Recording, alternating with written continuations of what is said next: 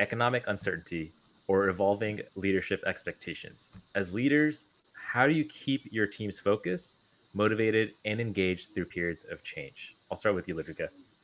Yeah, I think it's transparency and candor, right? It's Mm, not waiting until they see the writing on the wall elsewhere. It's being very direct about the changes that we're experiencing.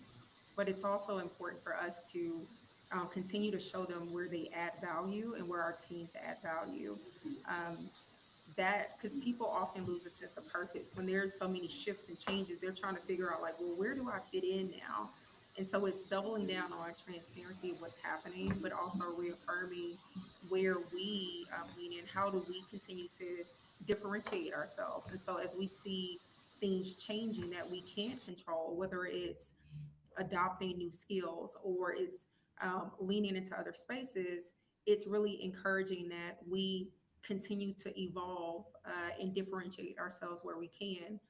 And then I think it's also important, not only to lead with transparency, but to show where they add value and how they can evolve, but to keep an open door of feedback. Because the last thing we want them to feel is that they are silenced or they don't have that space to even provide feedback back as well.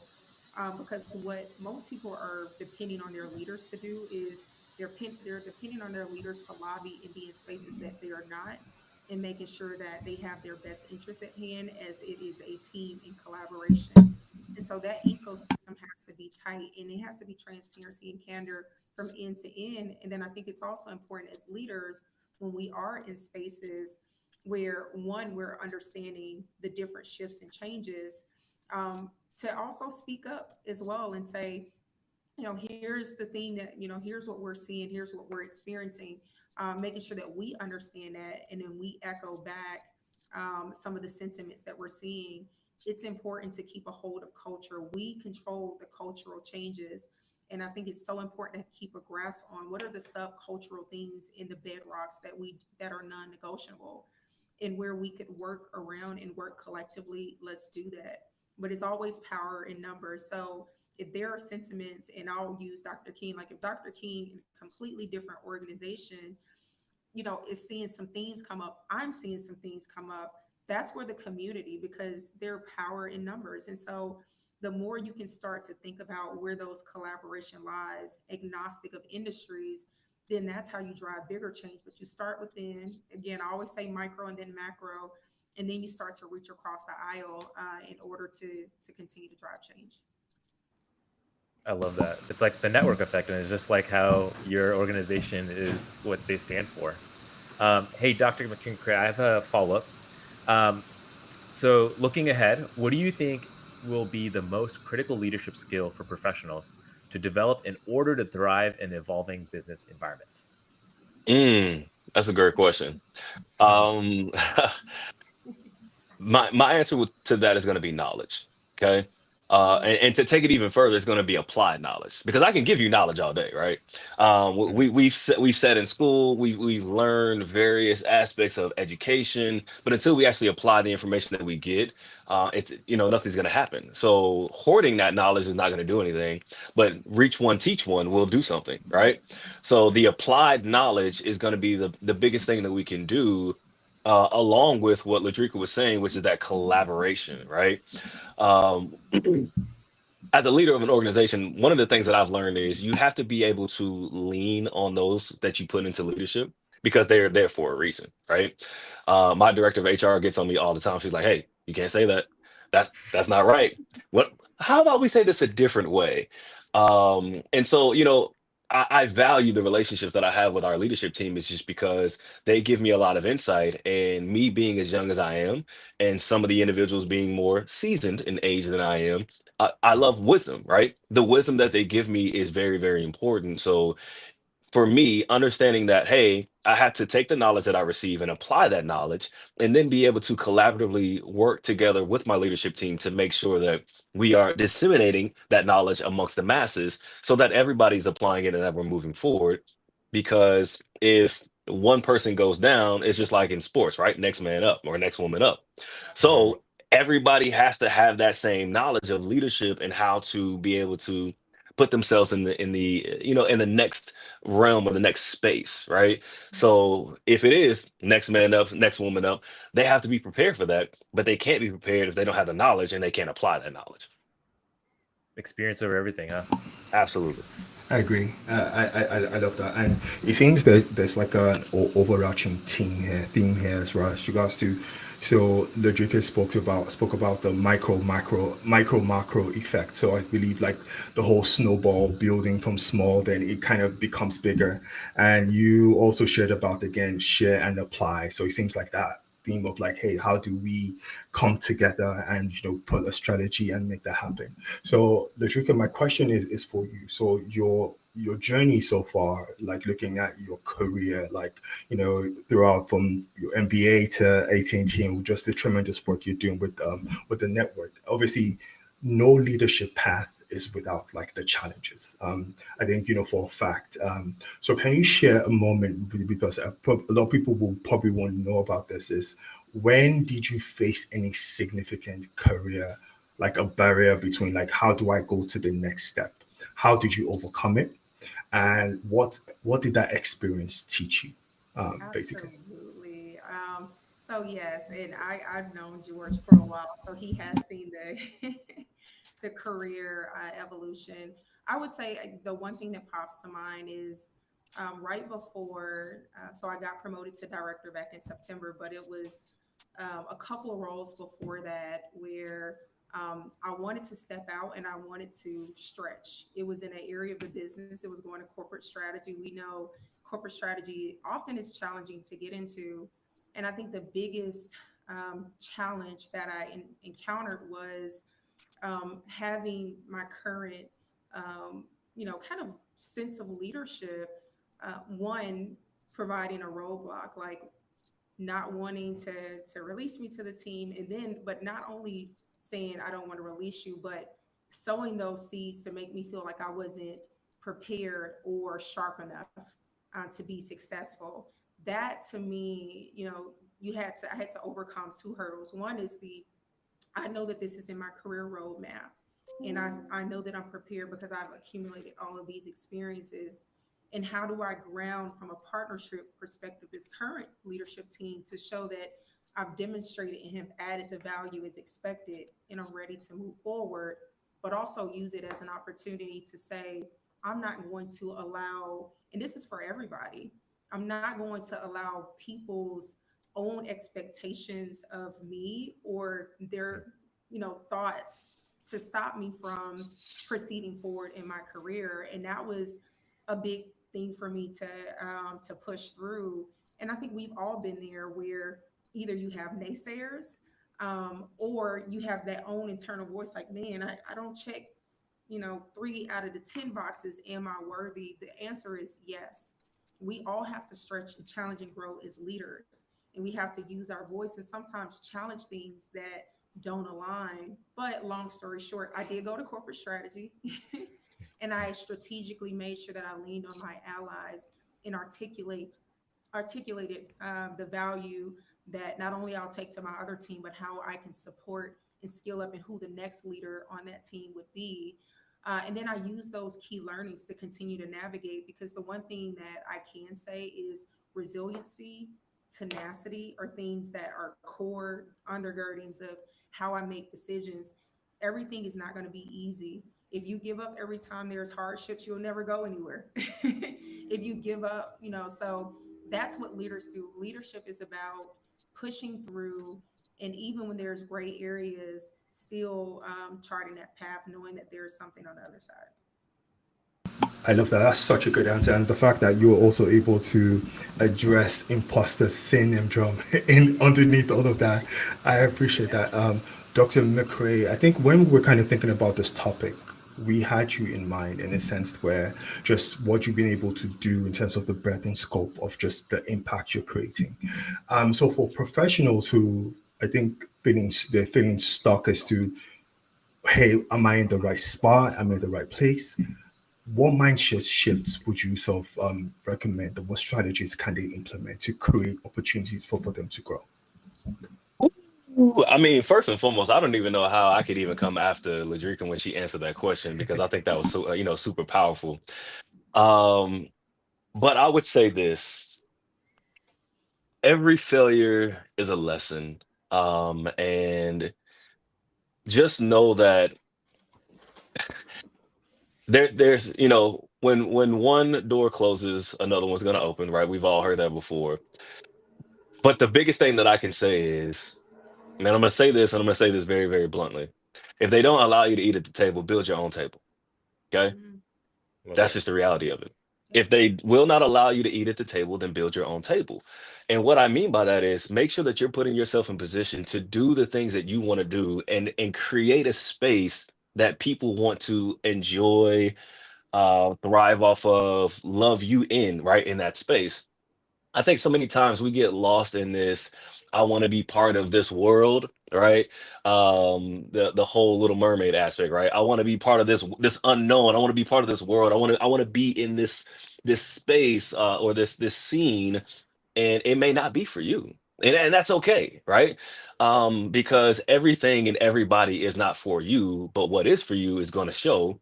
So the best advice that I could give is continue to motivate, right, yourself. Self motivation, self gratitude is key. Learn from every mistakes, because your mistakes are those learning lessons. And when I'm coaching kids in basketball, they say, "Hey, we lost a game." I said, "No, you learned a lesson, right? Mm. You learned what not to do in order to not lose a game, and you know what you need to fix now." So there's going to be times when you're in that sunken place, right? It's that dark space of, I don't know if this is for me. I don't know if I can continue to do this. I can tell you, I've probably made every mistake that you are even thinking of making, that you think that you will make. I've made those mistakes. I've been an entrepreneur since I was 20 years old, and I filed bankruptcy and everything else around it. But then I finally learned from all those different things, so I can continue to grow. Um, but you have to leverage, and I was gonna save that one for another time, but I think it's important to say that now. You have to leverage. You have to leverage relationships. You have to leverage people. You have to leverage, other people's money. You have to leverage a number of things in order to put yourself in that position. Because if you are the end all and be all for everyone and everything, you're never going to be able to grow in other areas. So you have to, get out there with the movers and shakers of the world. Again, I'll use an old adage, right? If you're the smartest person in the room, you need to go to another one. I say it all the time to my clients. If you're the brokest person in the room, you need to go to another one, right? Or if you're the wealthiest person in the room and you want to be better, then I need you to go to a different room. So we have to be able to leverage ourselves with the right people and the right relationships in order to get to the next level. Absolutely. That's awesome. Um, and also, it kind of goes back to what you were talking. I think the overall theme is like utilizing your network, um, talking about the network effect. We also try to seek out for mentors and sponsors. So, uh, and the other thing is like what you kind of mentioned in the phrase saying like lift as you climb. So mentors and sponsors really have been like the long pillars of leadership and development. So especially in these underrepresented professional communities. Mhm. So Ladria, can you share an experience where mentorship or sponsorship had a major impact on your career? And I specifically started with you because we know the backstory. Oh, We would love to have you share it. yeah, no, I would say network mentorship and sponsorship has been the core. One, your net worth is tied to your network. Like Dr. McCrae was saying, is you have to leverage those relationships because you're not going to have like I'm skilled in strategy, innovation, you name it, but I can't do everything, and there are gaps that I need my community to be able to close the gap, and that's where mentorship. You have to have a diverse just like board of directors in businesses. You have to have your own personal board of directors that allows you to grow and evolve. And as you, one person may be just a sounding board, but other they play different roles in your life. And I think the mentors and sponsors have helped me to grow and evolve as a leader. They've helped to give me exposure to opportunities that I probably would not have had. And they've been voices in the room when I wasn't there to say, Ladrika is that person that can get it done. She's demonstrated it. So mentorship and sponsorship really are necessary to navigate because if you want to go far, if you want to go fast, you go alone. But if you want to go far, you go with others. And my goal has always been to go as far as I can go. And I know that I can't do it by myself. And I've leaned on my mentors and sponsors to help me to navigate, because they have experiences and knowledge in some spaces that I haven't seen or experienced before. So I definitely encourage people to think about their network and their network very diligently, because who you surround yourself with, they're sowing seeds that you don't realize. And so be mindful that the people around you are sowing seeds and taking root to produce a harvest that you can feel comfortable with, that takes you to where you want to go. Thank you for sharing that, because I think either a lot of people don't know that, or a lot of people aren't, especially people who've had the opportunity of having mentors and sponsors, but even willing to share that secret sauce. Oh, So absolutely. thank you for sharing that with our audience. Hey, Dr. McKing, I wanted to just kind of follow up on that. Do you, for professionals looking for building a strong mentor-mentee relationship, what do you feel like are the key qualities to look for in a mentor, and how can you position themselves to be a sponsor? Excuse me. So one of the biggest things that I learned, sorry, I'm sick, y'all. So I'm trying to bring this out, but drinking I thought you just just brings me got to very tears. emotional about Yeah, mentorships and sponsorships. drinking just brings me to tears. Excuse me. But one of the best things that I could say is that you own the watch, not the time. Okay. So, and I'll put it to you like this: you own the watch, not the time. And so, in order to excel and get to the next level, having a mentor is important. That was, my mentors were the ones that instilled the belief in me, and I probably will get emotional at this point, but excuse me. My father was probably, not probably, my father is the biggest mentor that I ever had. And he always told me that the time that you have on this earth is very limited, and being able to give people pieces of you is important. Because again, you own the watch, not the time. Time is the one currency that you can't get back. It's the one invaluable thing, or the most valuable thing that you cannot get back. But if you have a mentor or a buddy system or an accountability partner, somebody that will hold your feet to the fire, it will push you in ways that you have never imagined. And I believe that holding that is dear and more dear to me than the successes and the dollars that I've made, is because I've had somebody that supported me in ways that I never knew that was ever possible. So these mentors, these accountability partners, these sponsors are truly the people that will uplift you in those hard times. They will be the ones that say, "Hey, stand on my shoulders to get to the top." And you know, I think it's funny that I read a quote the other day. It said, "I don't care how lonely it is at the top. It was just as lonely as the bottom." Right? Because I didn't have anybody supporting me. Mm. But now, if you think about it, there were people that lifted you on the shoulder so you could get higher and higher. So you can't reach to that higher level. So I say, give them their flowers while they're here.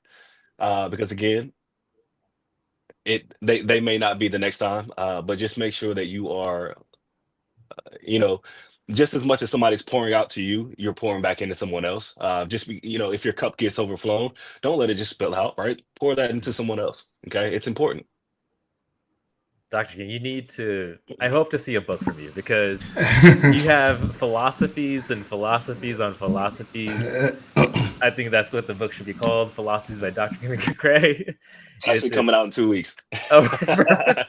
My second one is coming out in 2 weeks. So yeah, you'll see it soon. Hey, this is the platform to promote it. I agree.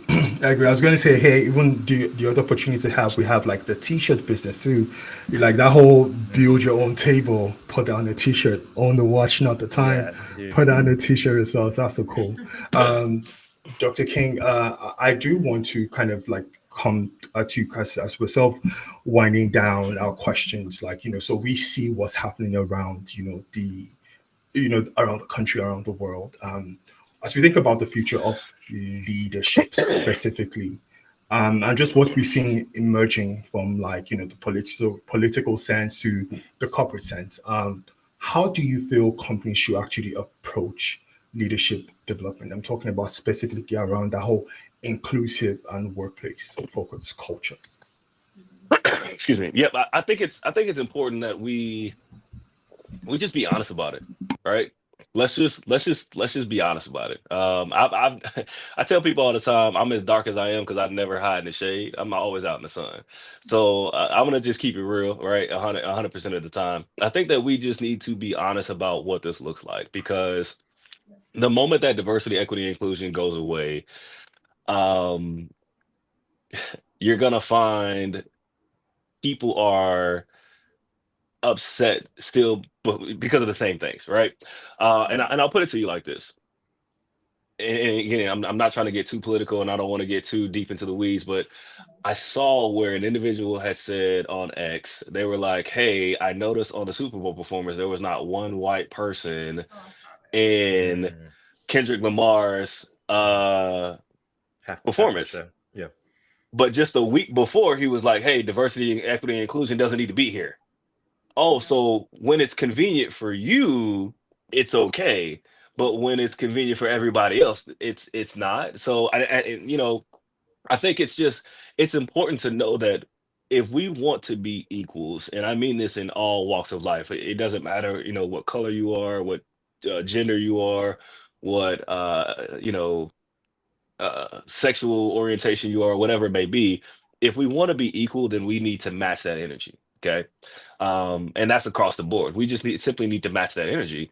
And one of the best ways we can do that is obviously by having diversity, equity, and inclusion. I mean, let's just be real about it. The way that we are including these things is important. So let's just have the conversations. Let's have the hard conversations. Like I said, I have a great director of HR, and she'll always tell me like, "Hey, can't say that. We might need to think about it a different way." Or, "Hey, did we think about this candidate over that one?" But she's that type of individual that I need in our company because she allows us to see the other side of it. She's white. She's amazing, but she doesn't see color. Okay. Mm. Um, and I believe that that is important for me to know, that is that there are good people out there that just don't see color. They just want good people. And that's what I Mhm. want. I just want good people, but I want to make sure that those of us, and I say us because I got to think about it as well. I have epilepsy. That's a disability. So Yeah. I'm underneath that mark, right? Yeah. I can't remember how often, when I was filling out applications and it was like, "Hey, do you have a disability?" And I'm like, Mm. "Well, why does it matter? Mhm. Yeah. If I need to go clean a bathroom or need to go stock boxes, how does my epilepsy affect that? There's no strobe lights out here. So why does it matter? It's not in my job description. So I think that, it's important for us again just to have the conversation, and let's just be real about it. Let's include all people because we all matter at the end of the day. We all do. We all matter. And I mean, I'll put it to you as bluntly as I can at this final stage. Money is only one color. Nobody cares about that. They just want more of it. It's one color. Awesome, awesome. So to close us out, Ladrika, do you care just adding a perspective to that question as well? No, but I think Dr. McCrae hit the hammer on the nail. And something that we said earlier is just really addressing the elephant in the room. We see it. I think all of us see the scrutiny that DE&I has faced, but we also know that the undergirdings of how we've been successful has been inclusion. And we also have seen historically how, and money is one color, but we've seen how multiple multiple groups agnostic of your sexual orientation oftentimes came together when it was critical in order to drive change. Money talks. So one, it's addressing it within your team and saying that I am making a pledge within my team to make sure that inclusiveness is at the core and it's non-negotiable. And I think it starts like that's what leadership is. It doesn't matter what it looks like or feels like. There has to be some level of conviction.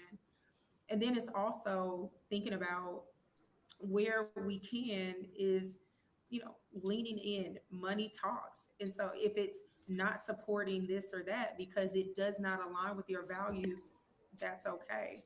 Um, we know that as you galvanize multiple communities, that's how change is. We've seen it during the Civil Rights Act, and it's no different than some of the headwinds that we're experiencing today. So my biggest message to you all is one, know what your levels of conviction are and don't negotiate. Two, lead with inclusion. Inclusion is always going to be the North Star with how we drive change and we drive impact. And then two, like know that money is one color. And oftentimes if it hits the pockets deep enough, then you'll start to see some changes as well. So don't be afraid to reach across the aisle and make sure that you're galvanizing across your peers because we can't go and do something alone. Like we said, if you want to go far, you go with many others. And it really is going to take a concerted effort as leaders in order to drive the change that we want to see, agnostic of what's happening in the environment around us. So, wanting to tell people to stay encouraged and again tap into. We talked about our networks. Tap into your networks is even more critical now than ever before.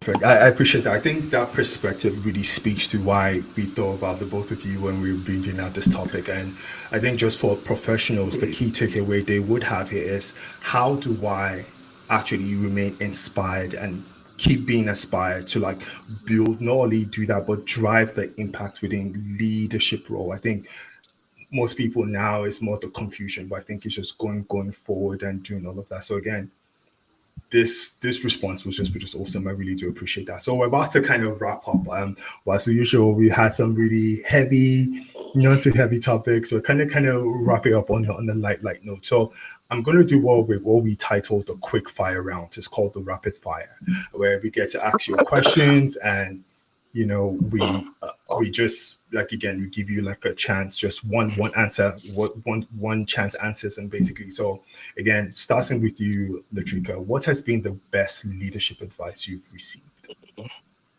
The best leadership advice that I've received is get ahead of imposter syndrome. We all experience it. It doesn't mean you're not qualified. Turn that voice down and learn all the things that made you what you are today to be successful. See, you can hear me? Okay. Now for you, Dr. King, if you could mentor your younger self, what piece of advice would you give you yourself? To never give up. I think that's the biggest thing that I would always say is to never give up. There were so many times that I started something and didn't finish it just because it didn't go the way that I wanted it to, because I didn't get the results that I wanted, because I didn't get the feedback that I felt like I deserved, and so I gave up on it. I just put it down. I didn't move forward with it. So never give up on the things that you want. Never give up on the things that you need. Always push yourself to the next level. I love that. I love that. And to you, Ledrika, next question is: if you weren't doing what you're doing right now, what would you be doing? Because I know you are multifaceted. So what would you be doing if you're not in a corporate space? If I wasn't doing what I am doing now, anybody knows me that I love fitness. So I would definitely have my fitness company, and it'll be end to end. It'll focus on nutrition, fitness, and you heard it here first. And I've been sitting on this, and maybe this is God's way of saying, just do it. I want to infuse the overlap between finance and fitness because there are undergirdings that connects them. And so I want to be able to make sure that people are fit physically and financially healthy. And I want to merge those two worlds. Thanks for sharing that. Because I'm big on that too, and I get it that like it starts from the diet. It's all about discipline, and then budgeting is the same thing. It's all about the discipline. So Right. That's love it. that. I'm an advocate for it. Awesome. So I think my last question here is for Dr. King. What book or podcast or quote would you say influence like your leadership style? So this path you're on, as regards to how you want to lead your team, what do you say inspired that? Mm, that is great. I would say The Art of Persuasion. The Art of Persuasion. Uh, excuse me. Excuse me. The Art of Seduction. Let me be clear. The Art of Seduction. And I would say that because it allows you to understand how to not only seduce individuals, but you learn the different types of individuals that are out there, right? You get to learn how that individual works, how that individual can be targeted, and it specifically is for obviously somebody in that sales industry, somebody that has that type of background. But the art of seduction is very keen, but it's also something that you can use in your personal life as well, because again, it tells you the types of people and the classes of people that are out there, and you get to, from a methodology, a methodology, you get to focus and hone in on that. So that's the one that I would say. And Ladrika, sign me up because I'm ready. Let's do it. Awesome stuff. So this is my last question. So before anyone closes us out, like I know we know about like your fitness journey and your fitness goals. Ladrika, both this is for the both of you now. What is one thing a lot of people do not know about you? I want the both of you to actually share. What's one thing they see, hey, what's on Instagram, but what is the one to call them thing? Are you like a 5-star chef, or can you just get to share a fun stuff about yourself a lot of people do not know about? Okay, so I'll keep it quick. I'm not going to cheat. You said one thing. Yes. The one thing that I will share, I love to write poetry. I've written poetry since middle school, and it is a way for me to channel and synthesize my thoughts in a very rhythmic way. And the goal this year, I've never really shared it outside of just me writing and keeping it kind of in this space, but I do want to share a couple of pieces, kind of more outside of my bubble, because I genuinely enjoy it. That's awesome. Awesome. Nice. Dr. King. Well, I guess that the masses don't really know this, but I'm a musician and a singer. I play probably 7 different instruments. I can play Nice. 7 different instruments, and I love to sing. And it's not shower singing. Like, this is real singing. Like, I can You can serenade. sing, sing like That's Yeah, awesome. like yeah, I can like sing. Sing. I'm what not gonna do it today though because I'm sick, but I got you. okay. What instruments do you play? Because I played the clarinet for many years. Family played percussion, woodwinds. But what are, I guess, some hmm of the instruments you play? Yeah, so acoustic guitar, electric guitar, Nice. keyboard, piano, drums, a little bit of bass, and then I'm wanting to learn the saxophone. So before I go on You from this got earth, to. I will learn the saxophone. Oh, trust me, I'm gonna You sing got to and do it. hey, the serenade and saxophone at the same time. Hey, I'm a bad boy. That's fun. Thank you both. Absolutely. Hey, well, thank you so much. I know we have like less than 10 minutes to close this off, but this has been an incredible conversation. I've learned a lot, and George has learned a lot. I hope our platforms learned a lot as well from all these insights. Dr. King McCray, I got to applaud you again with these one-liners. You've been awesome with that. It's been so easy to remember. And Ladrika, thank you so much for your articulate answers, and well, both of you. But you know, both of you shared some great insights just from personally speaking through your experiences, Yeah. and especially those personal experiences really hit it hard because other people have been in those shoes, or other people might face those situations. And really, when you're speaking from your experience, it really provides a much more valuable insight than just speaking in a practical sense. So really appreciate the time with you all, and huge thank you for joining us again. I know we've had you on our podcast, but this is a new series that we're doing for this Leadership Insight series. And as you all are, both of you are leaders in your world. It's been nice to have you as you shared your journey and your leadership in your journey with us. Um, One where we want to continuously learn and grow and uplift others is what we talked about. It's about using the network effect on how to break those barriers and how to lead with an impact. So we want to make sure that everybody's following Dapper Dollars on LinkedIn for these future Leadership Insight series events and professional development resources. If you found today's discussion valuable, be sure to check out our website for more ways to engage with our community. And I'll say again, thank you both plus one to what everyone said. I think this candid conversation kind of shows what we're trying to say. Leadership is not about titles, it's about the impact you create. So I'll say keep striving, keep leading, and keep breaking barriers. Thank you, everyone. Thanks, Thank you guys. so much.